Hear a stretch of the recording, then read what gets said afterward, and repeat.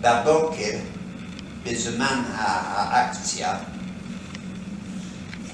הייתה שמועה שמגייסים פה, רוצים כמה מאות יהודים צעירים לעבודה במחנה עבודה בפולניה, בצנדומיס בפולניה. התייצבו שם ב500 או כמה.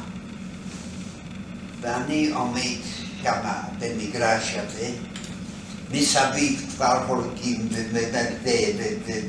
ויורים אחרי אנשים, כל מיני צרות מסביב. ואנחנו יושבים, ואני רוצה רק, על ידי בערך, עמד אחי הגדול עם שני ילדים, אחד בן 9 והשני בן 5-6. ואני אומר להרש, בוא תעלה על האוטו, בוא תצטרף לקבוצה שמתגייסים לעבודה. והיום אני זוכר את זה, ואומר במה אני אעשה עם הילדים שלי. וכמובן יותר לא ראיתי אותו.